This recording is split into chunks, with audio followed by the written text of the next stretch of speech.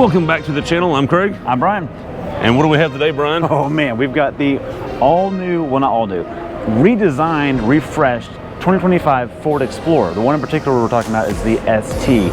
The big news is we're down to only 4 trims now. A few have been taken away, being the King Ranch and the Timberline are now gone. So you've got the Active, you've got the ST line, the ST, and the Platinum. They've brought it down a little bit.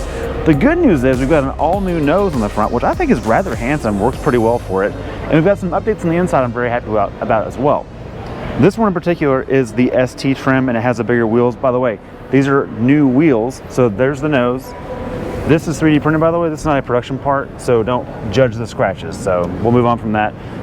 But wheel and tire-wise, this has the beefy 21-inch wheels, which I think are kind of directional and kind of awesome looking, but the good news is you can still get a 20. That's what I would do for sure for ride quality.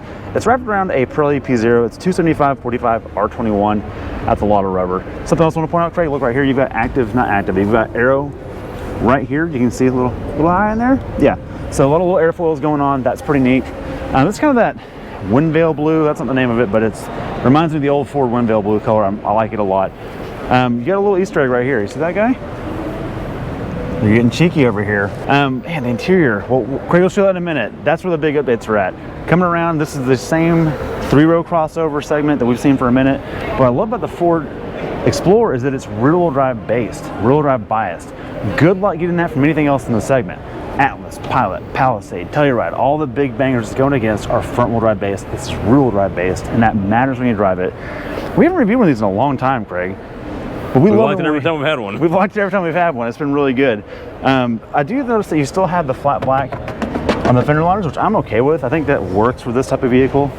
The funny thing is, the powertrain on this and what people do with these things, just go look on the internet.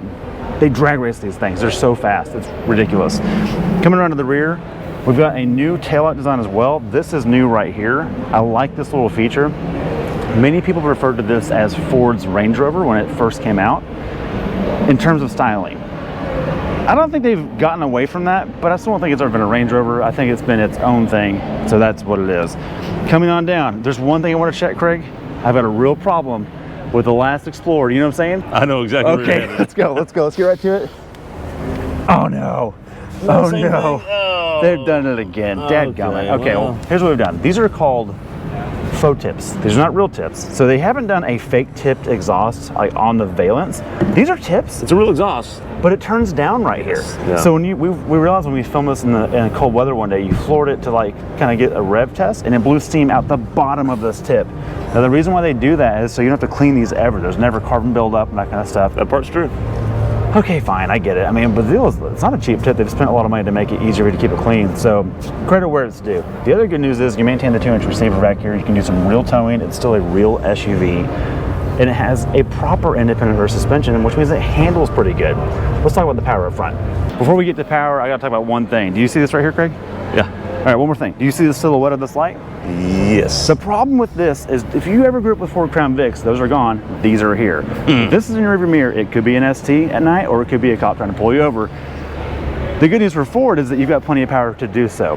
400 horsepower, 415 torque, out of a 3-liter twin turbocharged nano-based a V6, very similar to what you find in the Lincoln products and the Bronco Raptor R and future Ranger Raptor. Very similar motor, slightly different tuning. Top speed of 143 miles an hour. And I'm serious, tuning these things, people are putting 600 out of these things. They're wild. It's matched with a 10-speed auto, which is just sorted these days, and you can match it with all-wheel drive or rear-wheel drive. You've got your choices. Let's check out the interior, because I think there's the most update right there. All right, Brian, let's check out the interior of this thing. That's where the goods are really at on the refresh here, and there's a lot going on. Brian, I want to talk about that. We're at the Chicago Auto Show. You're seeing this for the first time with us. You are too. So this is the fun of this review. Here it is. It's right over here. It's under the R. See the arrow that says where it's at? I mean, it's real simple. So yeah. If you're not an idiot like me, it's real simple. So you said it. But the fun part is we're doing this together. Okay, so we're going to see this together live. Kind of like, it's just like the last Explorer. There's a good amount of room here. And down here you got a little tray, which is really nice. I like that storage capability. You can flip this up and make it flat, fold it down. All that's really cool stuff. and thoughtful. Third row, you can fold it down. It's probably auto here, so we're gonna hit that button. Oh, I just need to wait. Hit the button and wait. Yep, there we go. Hit the button and wait, and there it goes. Okay, there you go. Well, there Seats it are is. folded down. You don't have to do anything else. Bring it back up. You just hit the button again. Hit the button again. Bob's your uncle. Let's go up to the front, second row. All right, checking out the interior, Brian. Let's start with the door over here because that's always an important thing. Second row, anytime you get padding on that upper trim, that's really nice. You also get the peasant blockers in the ST trim. This is the ST, not the ST line, so keep that in mind. Nice padded door rest to put your arm, or the kids can put your arm. You got room for your cell phone in the door pull. Interesting that Ford doesn't do the truck thing here on this door latch, but you know, that's okay. Good, nice cup holder in the door. That's cool. I like that. You're in a family hauler, you need that, okay? Yep. And then plenty of room for more stored bottles down below. Let's get into the seat. This has got the walkthrough for the third row. It's not a full bench back here, so it's pretty easy access. You can also fold this seat down or flip it up to get back there as well. The seating back here, very interesting that they do this. It's not in the third row. Nope, it is not. But you do get it in the second row. You get this red stitching. I like the red stitching and this kind of suede. There's some in the third row. It's on the edge. It is. Okay, very good. That's very interesting. And I like the suede. You even get it on the armrest here. Also, hey, if we're getting captain's chairs, can I get this? Yeah, that is the best. Look, so that's very comfortable. One of the reasons you get a cup holder though in the door, Brian, though, is because you don't get anything here. In the previous model, there used to be like this tray. Now this is a pre-production model. Maybe the production final model will have a tray there with the cup holder. I don't know. I kind of like not having the tray though. I kind of like this better, so I kind of hope this stays this way.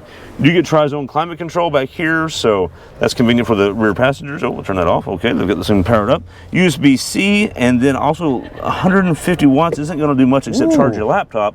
If that. That's okay. That's all you need to do. So, and also, that's because there's rear-wheel drive. Exactly. Mat pockets on the driver and passenger. Very nice. Brian, let's see here. Let me check this out. I see where you're going. Hang on. Wait. What is?